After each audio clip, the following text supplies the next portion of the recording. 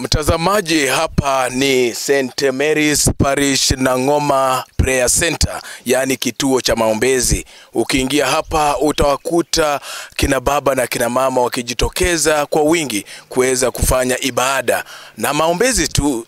Sio maombezi tu, bali ni maombi ambayo imefungua wengi na imewatoa wengi katika maeneo mbalimbali kuja hapa kuweza kupokea uponyaji. Tutatazama mengi zaidi.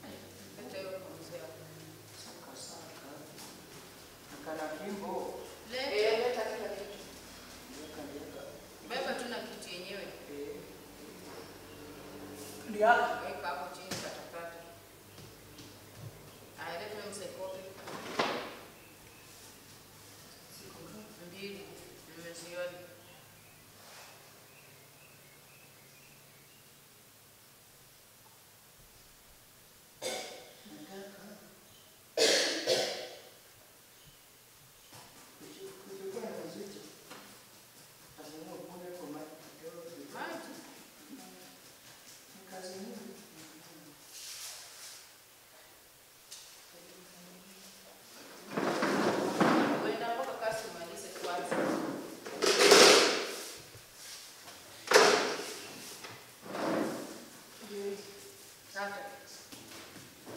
Haya nibaki ingine za lettuce.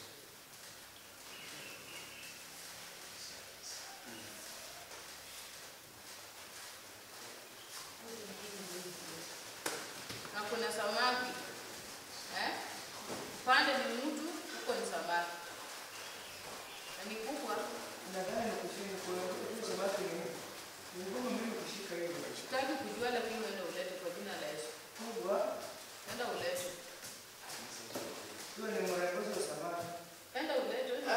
Ileta huyo mrembo wangu. Huyo ni mrembo. Anaitwa nani? Mrembo. Akija. Anaitwa nani? Akija. Hadija. Ndio ni mrembo. Mrembo. Mrembo. Namuona hapana kwa wiki sababu naona mwingine amejipaka mafuta. Ndefa na kaskati fupi.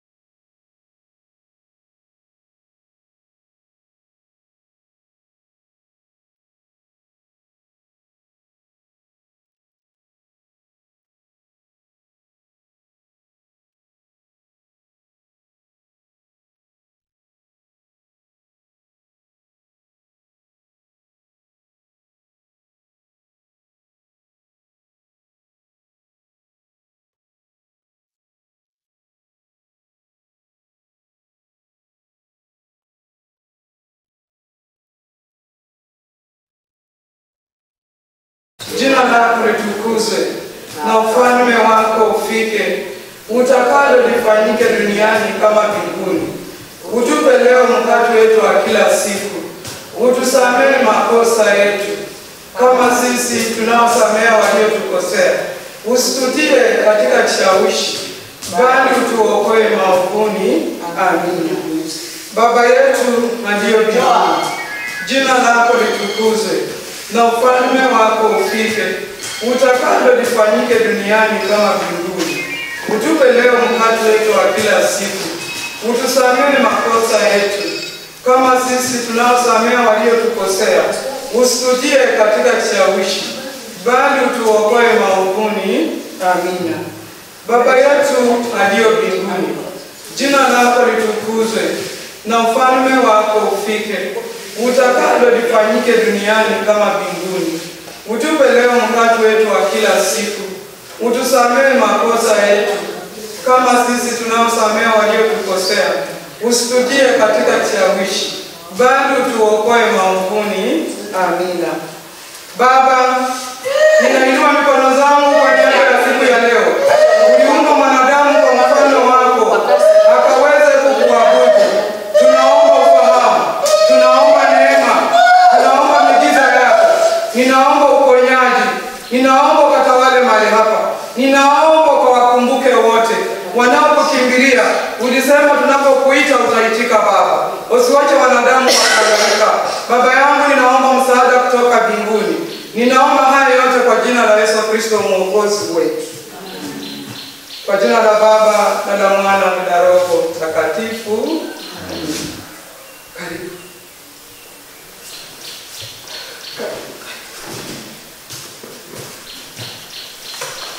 Wale mmekuwa nao? Mmemalizana? Hao ndio wa kwanza.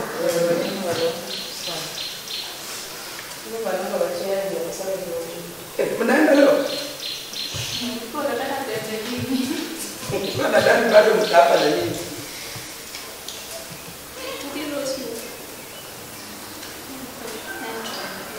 Tutaenda kesho. Sawa. Nitasaidia mwingine.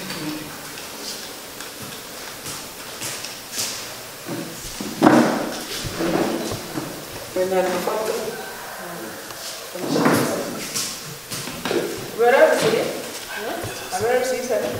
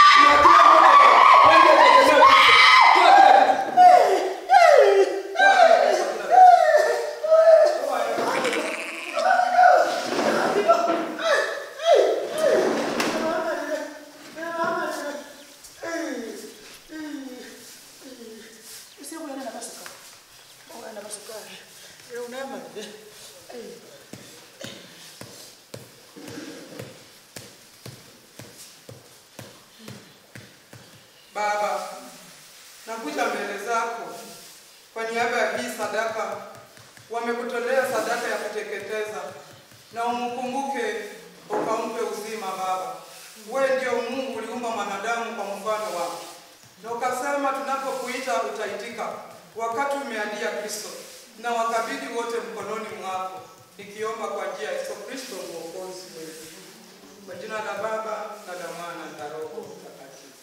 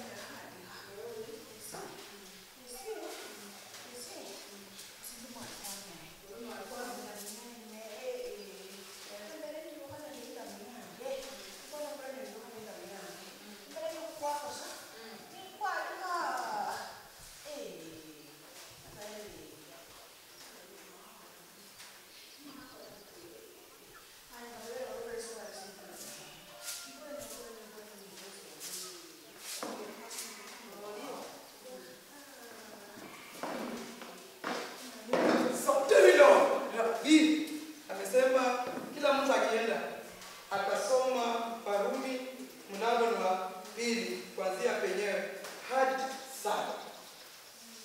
Kichwa asomo juu ya hukumu ya Mungu. Hukumu ya ukweli inatoka kwa Mungu.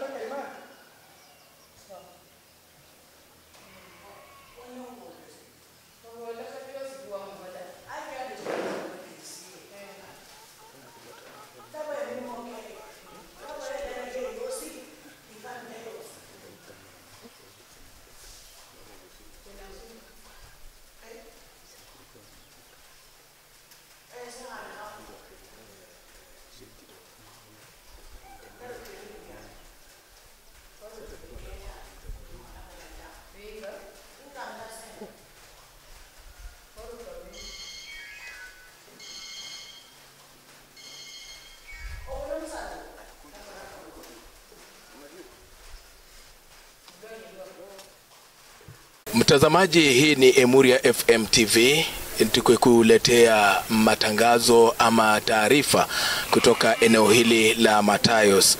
Msikilizaji, imekuwa ni story ndefu kwamba kuna mama mmoja ambaye ameshangaza ulimwengu, manake ameonekana akiwa ana mawazo na maono tofauti na mawazo ya mwanadamu.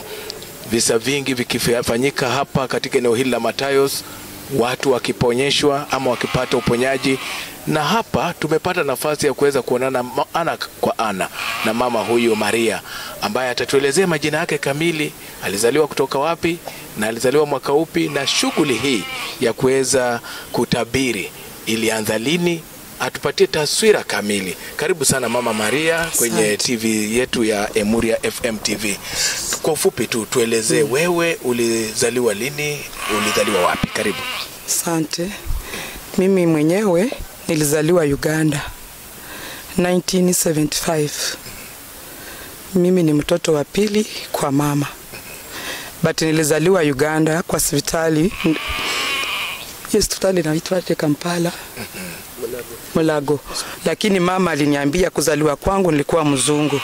Nywele tu ndio ilikuwa braka, inaonyesha huyu mtoto ni Mwafrika. Madaktari wakashangaa Mwafrika kuzaa mzungu. Wakajazana, wakawa wanaulizana. Na mama akasema pia mimi nimeonea hapo. Sasa katika kukua kwangu, watu walikuwa wanakuja kuniona kama zawadi. Mama akifika miaka 6, hapo ndio magonjwa ilinishika. Mimi nilikuwa tu mtu wa kulala kila siku kwa magonjwa. Ninaumwa na mafupa kila wakati. Siwezi toka nje kama baridi iko, mvua ikinyesha ikininyesha naanza kulia. Saa nyingine nilikuwa nauliza baba, na mimi nilikosa wapi? Baba alijaribu sana kunitembelea ikashindikana. Nikakuwa tu hivyo kwa magonjwa, kwa maumivu kila wakati. Sasa kufika 2013 nikapata hii kipaji tarehe 20. Kristo jiwe ilikuwa tulisikia kama jiwe kwa paa. Tukastuka tukadani ni wezi. Tulipoamuka tulipata light imeshika nyumba yote. Na ikashuka tupo la pot kushika chini katikati ndio sauti ilitoka. Nikasema mimi ni Kristo, nimetumwa na Baba natafuta Mama Maria. Nilijipata kama nimemjibu. Nikamwambia mimi sijui Mama Maria, na yeye akanijibu wewe ndio Mama Maria. Ni kitu ambayo ilikuwa imejificha na wakati umefika uweze kujitambulisha. Wanadamu wamefanya nawe vitu mingi, hawakutambua wewe ni nani. Hauna baba, ulizaliwa na Roho Mtakatifu. Nikastuka. Nikaona anaita bwana yangu Joseph. Naye akamwambia mimi sio Joseph. Akamwambia ni wewe. Ulipata bahati lakini haukuitumia kwa ukweli. Ulidanganya Maria mkakula harusi. Na ulikuwa umeficha bibi. Niliona tu bwana wangu akianguka huko. Alipoamuka nikaona anaitika. Kristo akamuuliza, huyu mama amefichwa nataka kumuoa? Akakana. Akamrudia mara ya 5. Akakana. Akamwambia sasa nimekupa punishment kutubu kwa miaka 5. Msiende kanisa mkapokea. Sasa tukawa tu hivyo hatupokei lakini nafanya tu hivi. Wakati mlikuwa na Katoliki? Mimi ni wa Katoliki, tulizaliwa Katoliki, bwana yangu pia alikuwa tu Mkatoliki. Tulikula harusi kwa Katoliki. Sasa hiyo siku Kristo alichukua pete. Akasema hakuna harusi kama hiyo. Hiyo pete alienda nayo mpaka leo haikurudi. Alitoa mwenyewe kwa mkono. Vile alisimamisha tusiende tukapokea. Sasa nikawa hivyo nikaenda nikaeleza Father akaniambia usifosi. Fuata vile alisema. Sasa tukawa hivyo, sisi tukarudi tena kuishi kama bibi na bwana. Tena akarudi, mbona mwanadamu anataka kunidarau?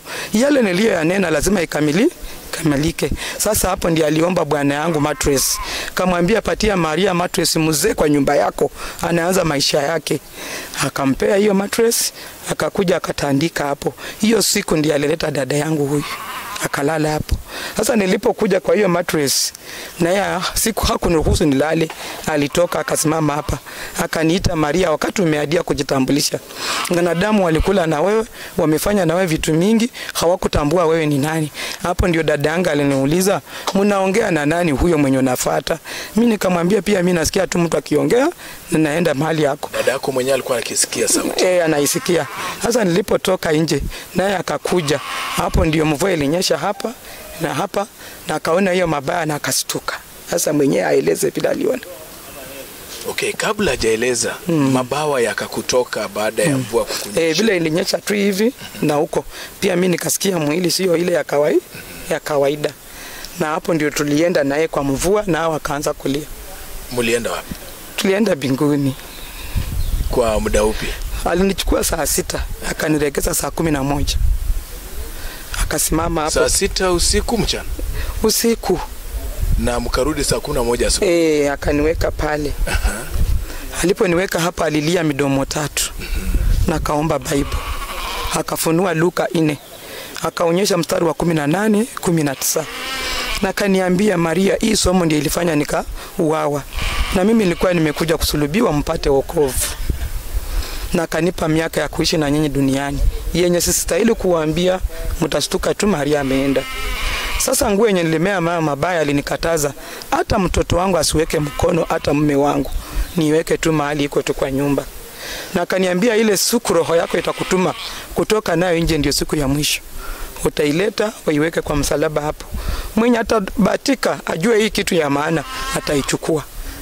Pengine nikurejeshe nyuma kidogo tangu uanze kupata maono hayo. Ulikuwa karibu na mzee wako, mlikuwa mkifanya ibada pamoja ama wewe ulikuwa umetengwa katika ibada tofauti na yeye? Ni kama sijaanza.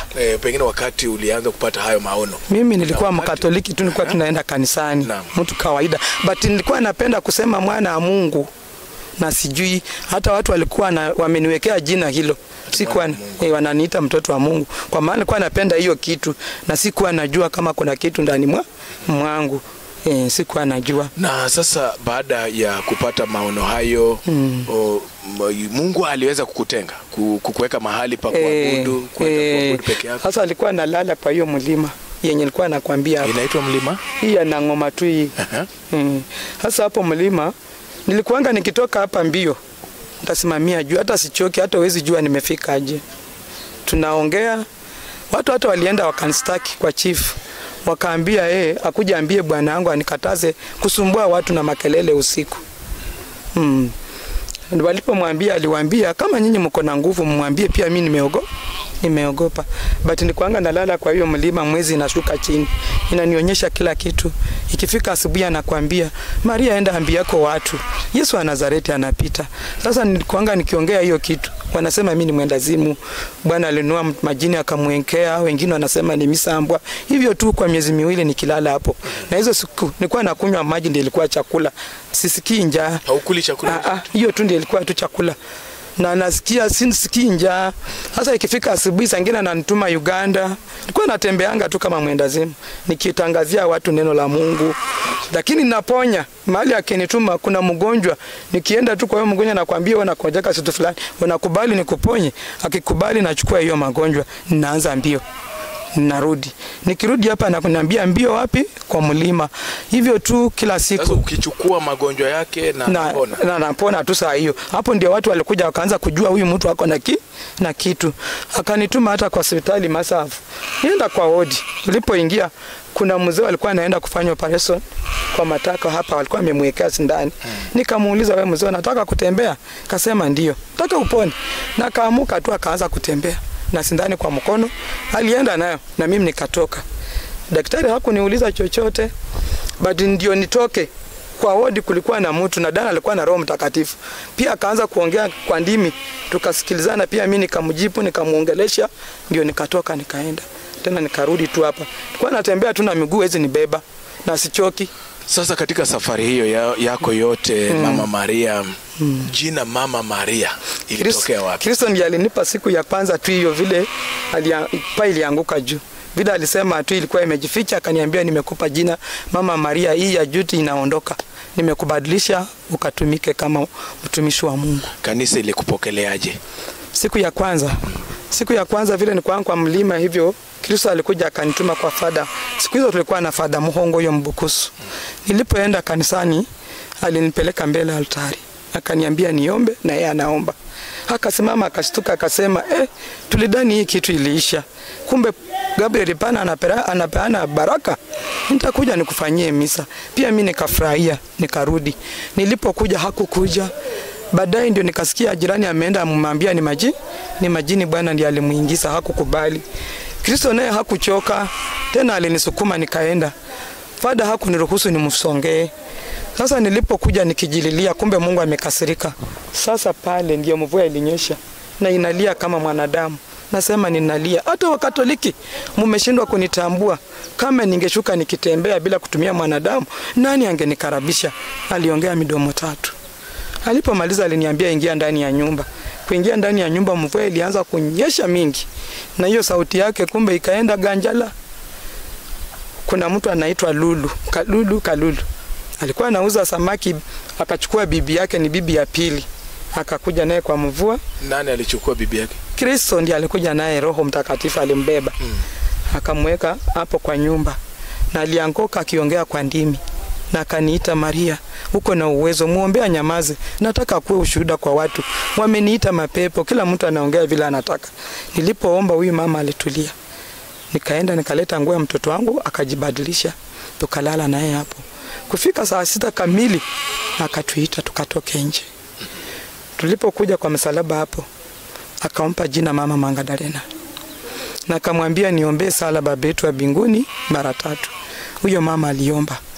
Alipomaliza alimuuliza, nini unasikia kwa hii boma watu wakiongea? Akasema wengine wanasema ni majini, wengine wanasema Bwana ndiye alinua akamuingiza, wengine wanasema ni misambwa.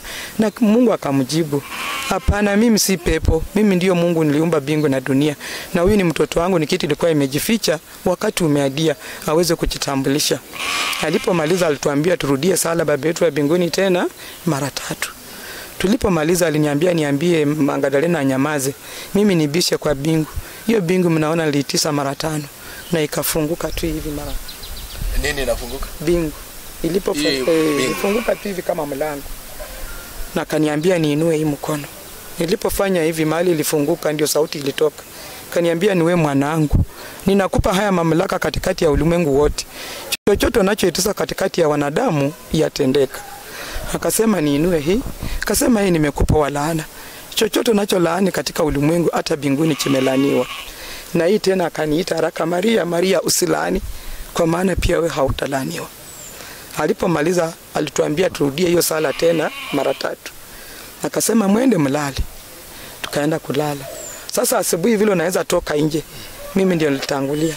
Nilisikia mtu akiita Maria, Maria, nikazunguka nyumba nikimtafuta sioni, lakini nasikia sauti. Sasa kuangalia vizuri nijua, likaanza kuniongelesha. Siku za kwanza pia mimi nilikuwa nakimbia nikijificha kwa watu. Nikikimbia nasikia sauti inaniambia vumilia, hata Yesu aliteseka hivyo. Ndiye akafika mahali akasimama.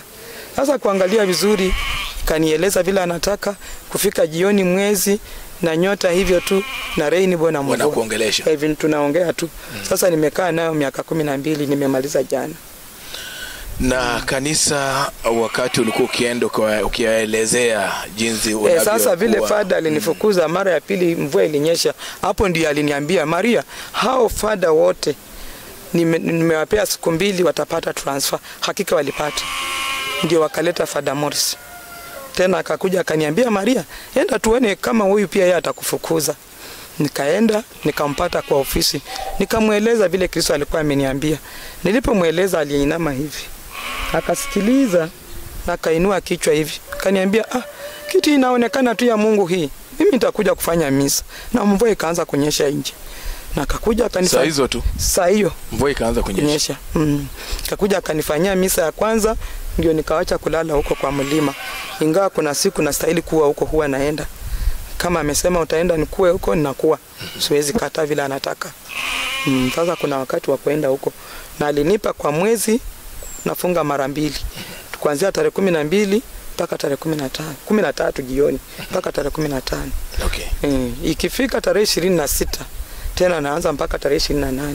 But Friday nayo ni kawaida kila siku. Kila Friday lazima nikuwe hapa tutubu. Kuna maneno amepeana na stahili kutumia kuonyesha watu kutubu. Tukimaliza ndio tuingie tuanze vitabu.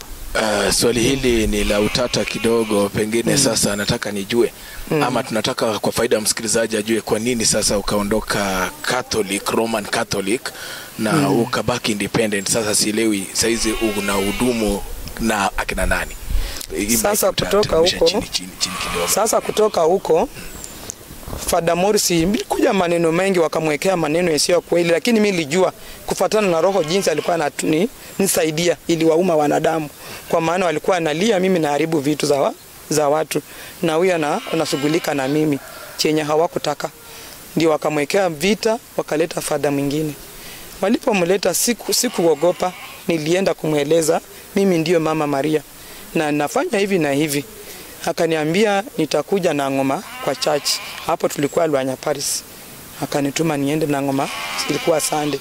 Tulienda na bwana yangu tukapata wamekaa meeting, wakaanza kuuliza maswali, mimi sikujibu. But yeye aliinua mikono yake akafanya hivi. Zilikuwa siku za Pasaka ya Karema. Na hiyo story ya Karema, mtu akikufanyia hivi amekufunga. Kitu yenye ninajua alijifunga mwenyewe, kwa maana mimi sina ubaya na yeye. Mimi sikujibu. Nilirudi nikaanza kuuliza Mungu, wewe ndio ulimetuma katikati ya wanadamu na wamekataa mimi nifanye mimi. Mimi ni Mkatoliki. Hiyo kitu iliniuma kutoka huko. Nilikuwa nalia. Ndio sasa akaniambia hata Renewal Charismatic ni Catholic. Ingia hapo na ufanye kazi yangu. wacha kuhuzunika. Ukaanza kuwatafuta renewal Catholic. Nikaita bishop, akaitika, akakuja tukakaa, nikamweleza yenye imenifikia. Ndio nitoke Catholic vile Mungu amesema, akakubali. Ndio akafungua hii chachi tarehe 7 mwezi wa 4. Sasa hapa ni kanisa, ibada inafanyika kama kawaida. Kila siku, but naendelea kuombea watu kila siku. Kitu yenye ninajua itafika mahali tununue shamba wajenge kanisa, kwa maana hii ni chapeli ya Mungu. Kuna vitu zingine watu wanafanya mbaya, istahili kuwa kama kanisa, ni chapeli. Okay. Na sasa watu wanatoka wapi kuja kuhudumiwa hapa? Waumini wenu ni wakina nani? Watu wanatoka mbali, wengi ni wengi.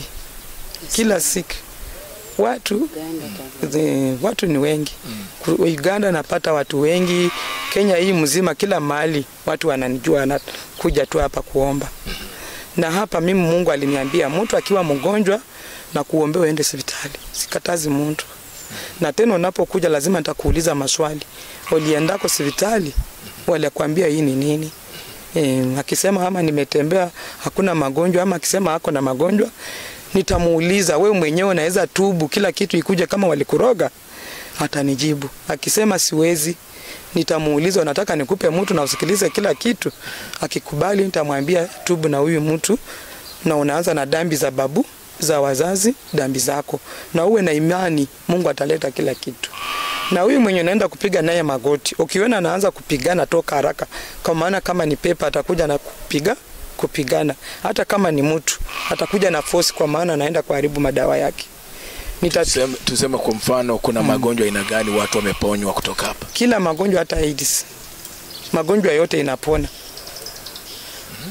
Kwa maana nikishaita mtu ataniambia kama alikuroga, atakufungua. Kama ni magonjwa tu Kristo mwenyewe atachukua.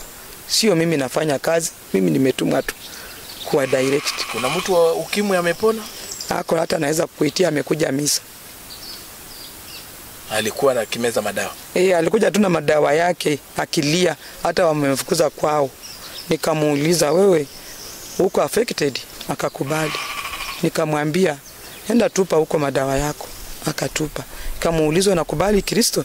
Akakubali. Utatubu vizuri? Akakubali. Nikamwanzisha kumpatia hii maji. Akapona, tayari amepima ako negative. Na kitu Mungu aliniambia kama ni AIDS akimponya, kama angali mjana ama msichana, asiende na mabwana, ajue Kristo ndiye bwana yake, akae tu. Kama anarudi nyuma atamregeshia mara 10. Hiyo huwa nawaambia wale wenye wamekubali. Kwa maana kuna wengine ni ukiuliza anajua tu ni mgonjwa, lakini anajifanya anashtuka, anaanguka huko. Hiyo ndiyo ilifanya Kristo akanikataza. Akiniambia ukiuliza mtu maswali kama anakurukaruka, muache muombe mpaka mwenyewe akubali. Magonjwa mengine kama pengine kifafa, watu pengine hiyo yote majini. Hiyo yote Mungu anaponya. Imani ndiyo inaponya.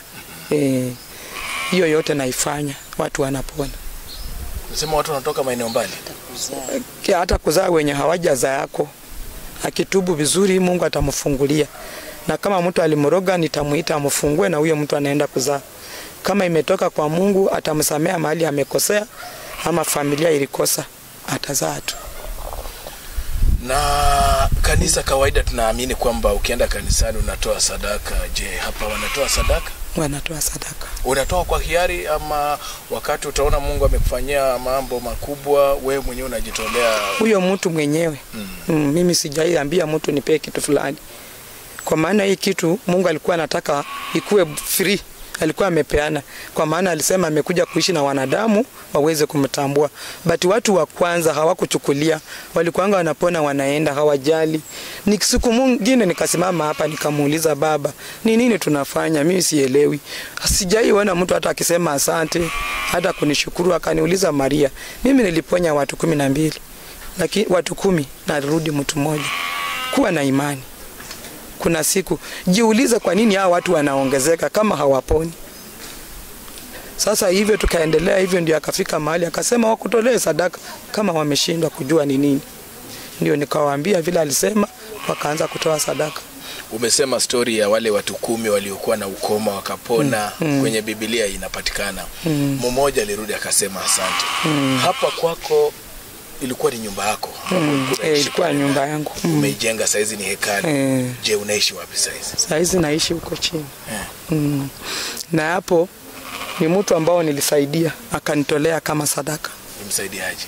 Mtoto alikuwa mwendazimu kwa Amerika, Australia, vile mmesikia hivi story. Australia. Sasa baba yake akaona kitu Mungu amemfanyia, alikuwa amejaribu miaka 3, haiwezekani. Ndiye akasema hapana, kama ni hii ni kitu nimeona na macho, mimi nakutolea nyumba, na akanijengea hiyo nyumba. Ninataka nipate nafasi ya kuzungumza na baadhi ya washahidi ama washuhuda ambao wataelezea pia ushuhuda kuhusiana na matukio ambayo yanatokea hapa. Msikilizaji, hata ukitazama kwa umbali utaona pale ni hekalu, kanisa inaendelea, maombi inaendelea na watu wanaendelea kutubu, magonjwa yakiondoka na watu wakiondoka hapa wakipona. Na hata nimeona pia watu wakiwa wanaingia hapa na zawadi ama sadaka ya bidhaa kama wanyama, kondoo. Imekuwa ya kuonyesha kwamba kweli hapa ni eneo la kuabudu. Na pengine kabla sijarejea kwa wale watakaotoa ushuhuda, ujumbe wako ni upi kwa ulimwengu?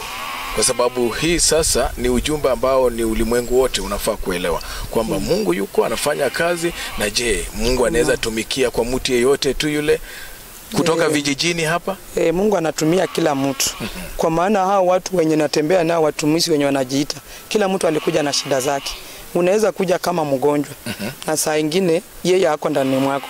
Nikisha kuponya mtasikia ukiongea ndimi. Kama ni yake nikijibu atanijibu na ataniambia huyu ni wangu. Utaona nikiinua mkono mfanyie kazi. Ndio hao watu wenye natembea nao. Na alipokuja aliniambia niambie watu kutubu. Hiyo ndio ujumbe alinipa. Mtu aanze na dhambi za babu, za wazazi zake. Kama kuna mtu alimunguza, sauti yake yenyewe itakuja, itaongea, itamponya. Mbora tubu ukweli, asifiche. Ulisema kwamba maombi hii imekupatia upinzani na wanakijiji, mandugu, majirani. Kila mtu alinikataa. Hata madada zangu wamerudi kama nimefikisha miaka 6 kwa hii huduma. Hata huyo ni ndugu yangu. Mimi nilikuanga napita natembea na miguu, anasema ona semeji yangu alimweka mtoto wetu majini, amekuwa mwendazimu na yako vizuri, amenona, anakula vizuri. Na yako hapa kwa pomba anakunywa, anaambia watu. Lakini hawezi songa karibu na mimi akaniuliza mtoto wetu ulikuwa aje? Ajali. But kulikuwa wawili nao walikuwa wananifuata. Nikienda mlimani tunalala nao. Saa nyingine kama wamechoka hawakuji, nalala tu. Saa nyingine bwana yangu tunaenda naye, tunalala naye huko. Yaani wanajaribu kupatia ulinzi. Kunisaidia. Walikuwa nadhani kitu naweza nikula. Na mimi nilikuwa najua niko na baba yangu. Hakuna kitu. Na wakati ulikuwa ukizungumza na Mungu kupitia mwezi na nyota, wao walikuwa wakishuhudia? Watu wanasikia tu. Hata tu hao wenye naomba nao wanasikia. Tunaongeanga tu. Na hata akitaka kuwasalamia, hiyo jua inashuka karibu. Na anakuambia ambia watumishi wako nataka kuwasalamia leo. Na utaona watu wanaanza kuongea kwa ndimi, wakianguka na anaongea. Wanajibishana tu, wanaelewana. Wanaelewana chenye anasema. Kama ni jioni ama mchana. Na anapenda kushuka kama wamefunga kuwasalamia. Anapeana vitabu mwenyewe. Mimi siwezi soma kitabu ataangalia dari. Lazima mwenyewe anipea, niambie utasoma hapa. Na utaambia wanadamu hivi na hivi. Wakati mwingine ukizungumza hivyo unatisha, hata mimi unanitisha ninayekuhoji. Wewe ni mtu wa kawaida ama wewe uko na spirit fulani tofauti? Sasa niseme hivi.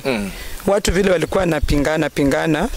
Sasa Father Morris vile walimleta akakubali na Father Jemo.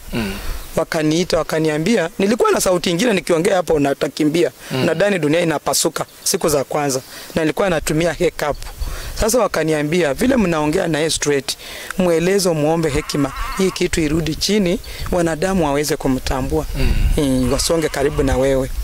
Nilipokuja niliomba akashuka na akanieleza Maria, nitarudi nyuma lakini wakinisitambua utaishi maisha ya mbinguni.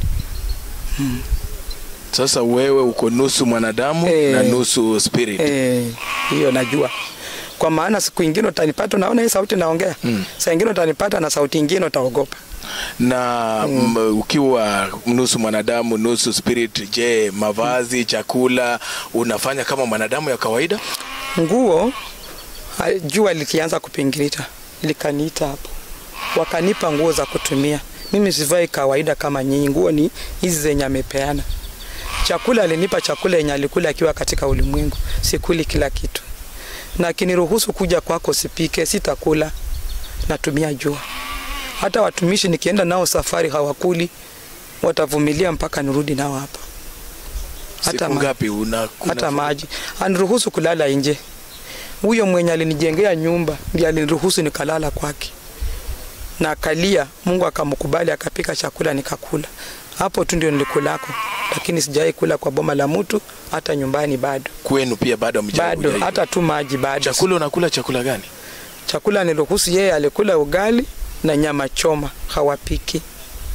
Wakipika yangu hayuko. Akanipa kuku pia wanachoma. Samaki alinipa hii ngegeo peke yake, lakini iwe ya fry. Fresh hapana. Hiyo tu ndio chakula. Soda, akanipa soda ya Fanta peke yake. Na hajaniruhusu nikuja ati wewe uninunulie. Sasa mimi nikija na soda nimekununulia uwezi. Watu walikuwa wananipa siku za kwanza. But siku moja nikawa chapeli. Soda ikachokea juu hizi kubwa. Mtu ameweka sindani hivi na akaniita, Maria, angalia hiyo soda vile inashuka. Nikasema baba, nimeona. Na ananiambia unaenda kukuua, kuna mtu anapanga kukuwekea sumu kwa soda. Jua leo, kuanzia leo usikunywe soda. Hiyo wiki tu nikatangaza, nikawaambia sitaki soda zenu. Na kando na kutishiwa pengine kusumu na kadhalika, umepata vitisho vingine pengine watu kuvamia? Hata wabunduki. Watu wamejaribu. Kuna watoto Mungu hii kitu ilipoanza. Kuna watoto aliokota, wengine akampa Musa jina, wengine Yohana, wengine Elia. Sasa huyu Musa tulikuwa naye hapo ndani. Wanaume wakakuja 3 na pikipiki ambao haina number plate. Wakaiwacha nje, mmoja ndiye aliingia. Kitu saa 9. Akanisalamia. Akaniambia, Maria, nimekuja kwako. Na mimi Mungu alikuwa ameshanionyesha huyu mtu amekuja kuniua. Nikamwambia nataka nini? Akatoa pisto.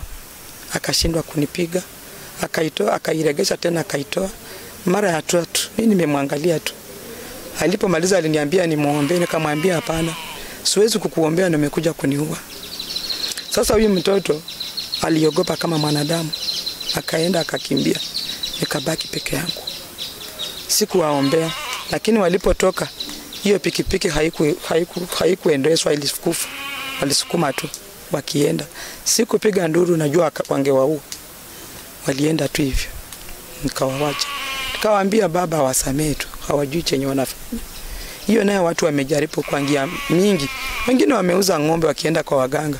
Na uzuri hapo ukienda kwa mganga anakuleta.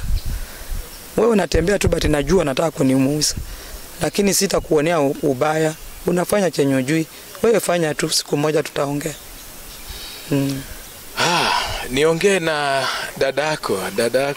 Naona yuko hapa. Pengine tumpe kipasa sauti. Tueleze majina yako, unaitwa nani? Kwa majina mimi naitwa Evelyn Ouma. Evelyn Ouma. Hii story ya dadako wewe unaichukuliaje ama wewe uliipokeleaje? Sasa alipopata hiki kipaji mara ya kwanza tulifikiria kweli ni amerogwa ama anaanguka wazimu, sababu alikuwa anaongea usiku yote, mchana yote. Saa nyingine utamfuata wewe usikie umechoka.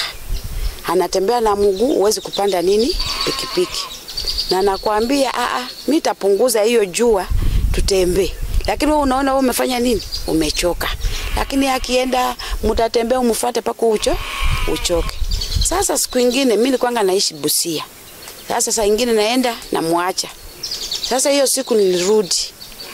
Inaonekana hiyo siku ndio yenye Mungu alitaka nione ni kipawa ama ni shetani ama ni nini. Sisi wenyewe tuamue. Sasa nilikuwa nimelala kwa kiti. Na yeye alikuwa sasa kwa nyumba yake penye analala. Na hiyo siku nilikuja kweli kama anaongea anasema dadangu umeniacha wakati za asubuhi hapo. Kashinda hapo. Sasa majioni naona ati kitu inazidi tu. Lakini hata kama inazidi. Yaani kuongea kwake na akikuangalia hivi unafikiria sasa si mtu amegeuka hata sura. Sababu hakuna sasa mimi tulikuwa marafiki sana. Naenda kuona sasa hakuna sasa hadithi yenye tulikuwa tunaongea. mwezi kuongea. Sasa nikasema sasa huyu mtu amegeuka kitu gani? Kwa sababu ilikuwa ni kitu mpya, hatujaiona maishani mwetu. Sasa vile alikuja, anatoka huko kwa nyumba yake penye analala. Mimi nimelala kwa kiti kwa sitting room. Nikamuuliza, lakini unaongeanga na nani? Yeye ananipita, anaenda nje. Sasa vile alitoka, hii ilikuanga nyumba yake, lakini sasa waliivunja akaigeuza ikawa kanisa. Sasa ilikuanga na room, anatoka huko, mimi nimekaa huku, yeye ananipita hivi, anijibu.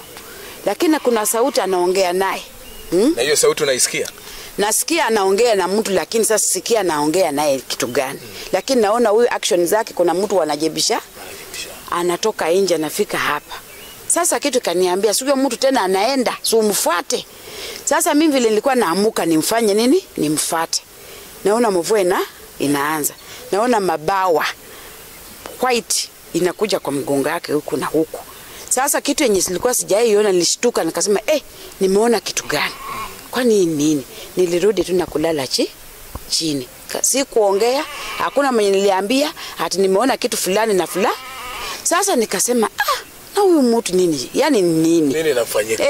Shida iko wapi? Uchawi kweli inakaa kama kitu kama hii. Nimeona mabasi, unajua kitambo kulikuwa na vitabu ya malaika nini vile ilikuwa na mabawa nini, nikasema na nimeona kitu kama hiyo yenye nilionanga kwa vitabu. Nikasema ni malaika ama nini? Sasa huyu mtu aliongea, kaongea, mvua ikanyesha. Mimi amesimama ako nje kwa mvua, lakini bado anaongea. Mimi nikasema mimi sitafuata leo. Kenye nimeona sijai kifanya nini? Kiona. Mimi nikarudia nikalala. Kulala akarudi, amemalizana kuongea kwake na anaingia. Sasa baadaye ndio nikamwona sasa ametulia. Ndio nikamwambia dadangu. Akaniambia usiniite dadangu. Wewe si dadangu. Kuanzia leo mimi si dada yenu. Mimi sina dada, mimi sina ndugu, mimi sina baba, sina mama. Mimi niko na baba yangu. Nikasema sasa huyu tutaongeaje? Mimi nikasema wacha mimi nimwambie kenye nimeona kwake. Nikamwambia lakini nimeona kitu fulani. Nimeona mabawa ikikumea kwa mgongo yako. Hakunijibu, lakini aligeuka akaniangalia hivi na tukaachana hivyo. Hakuna story yenye tulifanya nini?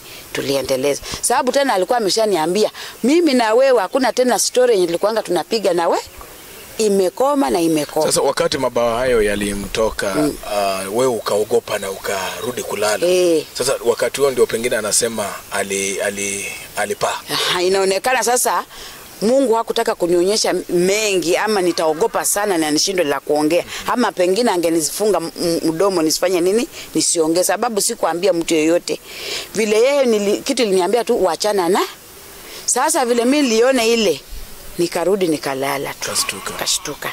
Na nikabaki vile nimekaa. Sikuamuka pale ati nimfuate nje.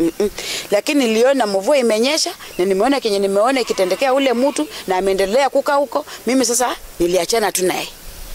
Sasa huenda ulikuwa unamuona kama nyama za mwili tu za kawaida, lakini spiritually huenda alikuwa amesha. Sasa vile watu walikuwa wanakuja maombi, anawaombea, wenye wanapona, wenye anasema ni majini, lakini sasa kama mimi mwenye niliona, nilisemanga sasa kwa roho yangu, niambie nani mwenye atafanya nini? Ataamini. Sababu ukiambia mtu ati nimeona mabaya, mtu anasema lakini hawa watu wote wamerogwa. Na si wanajua tu huyu mtu ako na majini. Kila penye unaenda, ukienda soko, ukienda hata ukipanda pikipiki, unaenda kwa huyo mtu mwenye ako na majini. Mtu bwana yake ameshamtoa sadaka, hata nyinyi hamwezi kuona, nyinyi madada zake. Saa nyingine unasikia umekwazika, unasikia hasira, unasikia uende huko ama usiende. Saa nyingine unaanza kuwaza, mbona huyu bwana kaingiza dada yangu kwa nini? Kwa majini. Lakini sasa vile niliona hiyo, nikasema lakini inaonekana hii si majini. Na hao watu huwezi kukokalisha wakaanza kusema sasa unajua mimi nimeona kitu fulani, akuamini wewe, sababu yeye pia ameingizwa ile la majini. Pengine nyumbani watu wanaichukuliaje swala hili? Sasa huyo dada yetu vile alifika hiyo kiwango, akawa sasa anaenda paka huko nyumbani penye tunazaliwa kwa mguu. Vile alifika huko, wale pia walikimbia. Walimkimbia wakasema hiyo ni majini. Tuliwaambia sasa hiyo ni majini. So unaona vile inamtembeza, inatafuta waingize kwa boma, wanataka sadaka. Lakini huyu mtu aliendelea tu kuongea. Sasa watu wenye walikuwa wanamsikiza hawasikii akisema ati mulete ndama ama mulete kuku mchinje ama nini. Alikuwa anaongea maneno ya kuhubiri na nawapatia vitabu kwa Biblia. Sasa mtu anasema lakini kama ni majini mbona inafungana kwa kitabu cha Mungu? Kila saa inapoteana nini? Maandiko. Soma mali fulani alafu anakusomea alafu anakuombea na anaendelea na asimami na hajakuomba chakula, hajakuomba transport, hajakuomba nini. Kwa mara mingi unaonanga watu wenye wanataka vitu ya majini ama kama ni mganga lazima atataka ile sadaka ya kuchinja nini. Lakini alikuwa angakuli, alikuwa alali kwa mtu hata kama ni usiku atatembea paka arudi hapa. Mwenye unamfuata kama uko na bidii wewe fuata penye ataenda mpaka atarudi. Kama uwezi wewe baki penye umebaki. Yeye ataendelea hivyo. Tena mtakutania wapi? Sasa nyumbani watu wamezoea. Sasa nyumbani watu wameanza kumjua na wote wamerudi, wameanza kujua kweli ile ilikuwa ni kipawa. Ni wengi wamepona. Wale wenye walikuwa wazai wakaanza kuzaa. Kuna boma yenye alienda akaombea kama wa vijana hawazai, hawapozi wanawake. Akawaambia kuanzia leo kila mtu afanye nini? Atafute bibi. Na walipata wabibi wameshazaa watoto, wameleta mbuzi, walileta ndama 2. Wanaleta kama sadaka. Kenye wametaka sio mwenye kuwaomba ati mnipe hii kama nimekuombea. Hata wengine ajuinga hata amewaombea na wamepata nini? Mtu ndiye anakuja anasema Maria uliniombea na nilipata mimba, mtoto ndo huyu. Kuna mwingine alizalia hapa kwa altari. Mtoto mwenye alimuombea. Hiyo siku hakujua anaenda kuzaa kujifungua, wako maombi wanaimba, yaliona anasikia anaumwa. Maria kumshika tu ni mtoto. Ni hivyo. Niulize Mama Maria, mzee wako amechukuliaje swala hili? Pengine yeye amekaribisha? Siku za kwanza ili kuchu ilimsumbua. Ikawa ataki tufanye hii kazi. Ikawa tu hiyo nyumba ilikuwa ya kona hivi. Alikuwa anatuweka kwa kona hapo, anasema nitakukatakata. Niende nikutupe, watu wananiongelea mambo yenye sijui. Sasa alikuwa anainua panga hivi. Na anabaki tu hivi kama amefanya hivi na anaanza kulia. Andalia. Anainua panga na anashindwa kukata. Akitoka hapo anaenda kwa bedroom ananyamaza. Na marafiki zake zinawaambia, "Mbona umekubali kitu kama hiyo kwa boma kukuletea wendazimu?" Sasa wakisema tu hivyo tutahangaika. Nasema tutakukatakata. Nimechoka kusikia hii kitu. Niweke kwa gunia niende nitupe nipumzike. Madada zake wanamwambia, "Hiyo ni wendazimu." Hiyo kitu huanga nafikiria naanza kulia. Walinitesa kabisa. Hata nikaambia baba, nitatoa ushuhuda wangu mwisho. Nimehangaika ya kutosha. Kila mtu akanikata duniani. Nikabaki peke yangu. Uzuri Mungu alisema sikuwa nakula, sijui nani angenipa chakula. Kwa maana kila mtu alikataa, hata mandugu zangu. Mimi sikuwa na rafiki. Nikabaki na Mungu peke yake. Na nimemwona ndugu wako pia hapa, pengine atuelezee kwa Sasa ndugu yangu huyo hakunisongea. Yeye ndiye alikuwa anasema bwana wangu ameniingiza majini. Sasa watu wakaona kama ndugu yake anasema hivi, si ni ukweli? Masemeji zangu wote wakakataa ili boma. Hakuna mtu alikuwa anakanyaga. Wanaambia bwana wangu anibebe, anipeleke na Nairobi. Kanisa inaitwaje?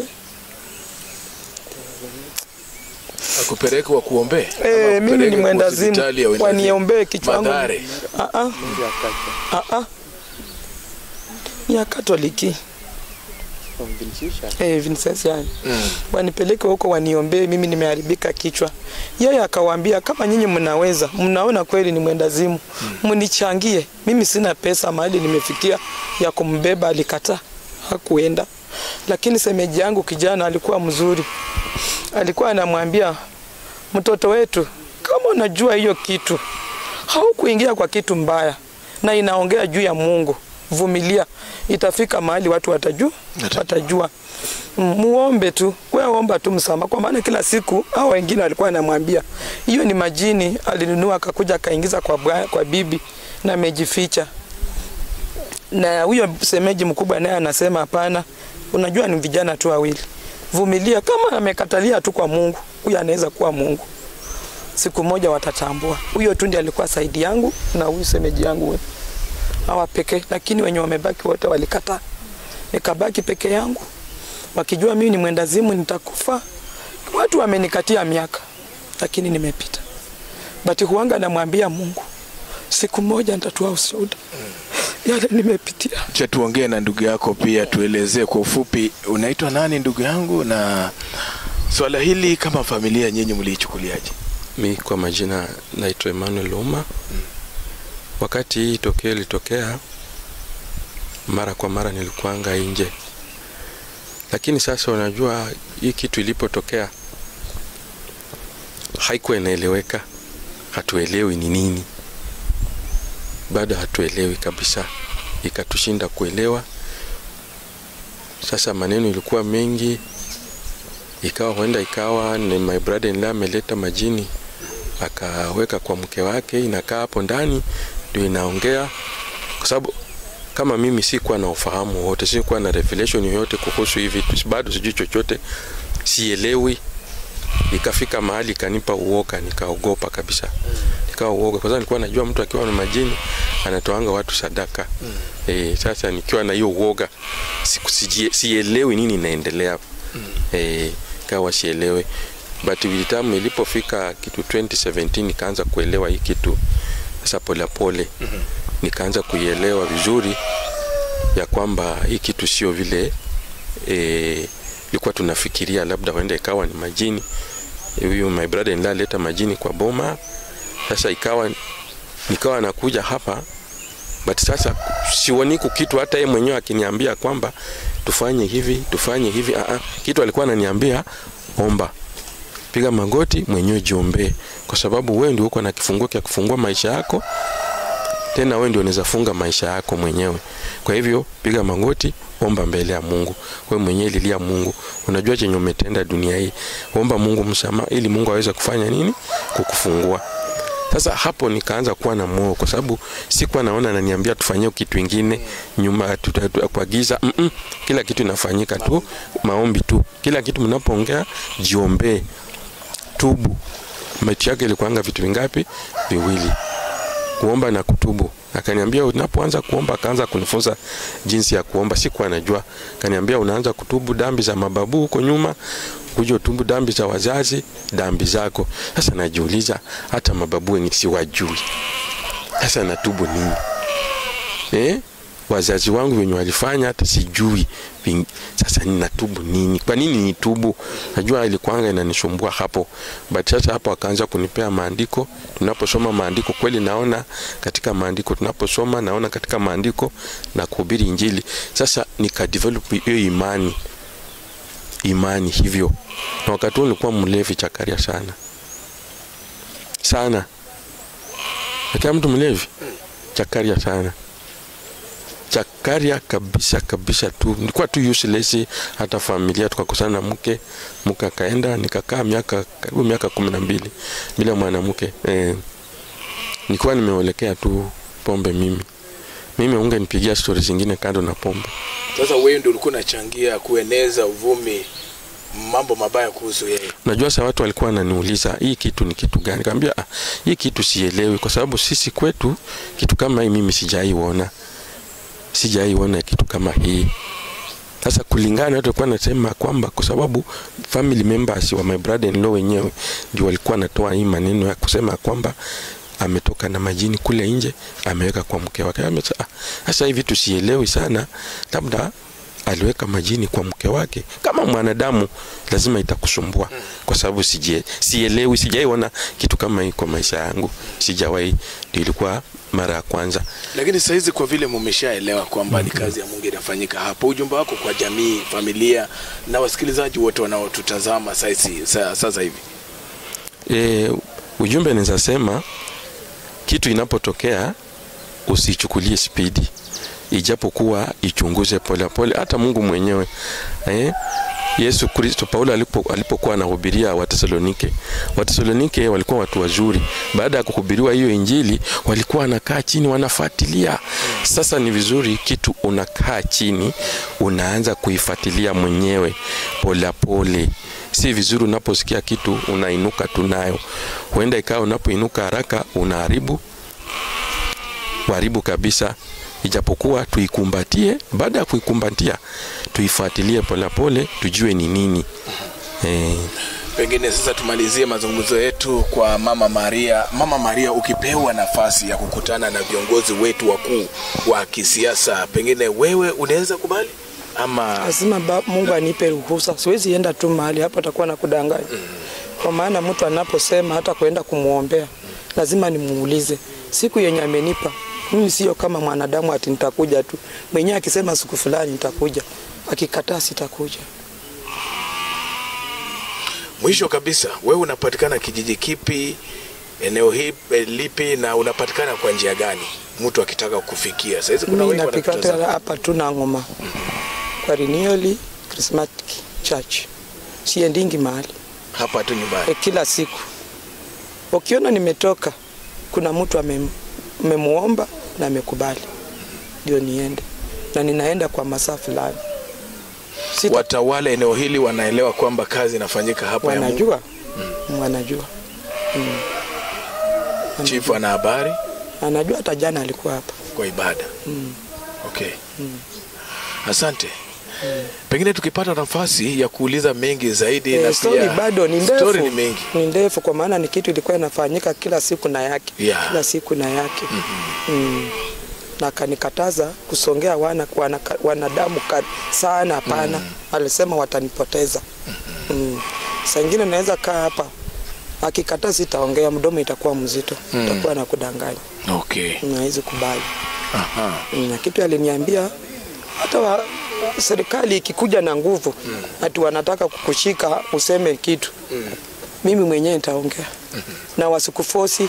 Wakikufosi mtu atajifanya chumbi kama bibi ya Lot. Wengine wajue wewe ni nani. Sasa nakaanga tu nikijua niko na mwenye atanisaidia. Chochote unachokifanya lazima umuone. Lazima. Siwezi hata kusoma Bible. Sasa kama ni Tuesday tutasoma Tuesday, ananipea vitabu saa 12 jioni. Anakuambia utasoma hapa na hapa, na wale wenye wananisaidia kusoma Bible, huyo utampea hii kitabu, huyo asome hii. Naeleze watu vizuri, mwenyewe utasoma Injili. Asante. Mtazamaji, ni mazungumzo moja kwa moja na Mama Maria kutoka kijiji cha Nangoma, eneo bunge la Matayos, kaunti ya Busia. Na hapa tumepata historia. Mengine mengi tutakuwa tunakuletea mengi baadaye. Lakini ukiwa unaweza fika kwenye YouTube yetu Emuria FM TV. Utatupata pale ili uweze kupata maelezo haya na mengi zaidi. Asante mtazamaji, tena tumerejea kwa mazungumzo yetu hapa ndani ya kijiji cha Nangoma, eneo bunge la Matayos, nikiwa na familia pana ya mzee huyu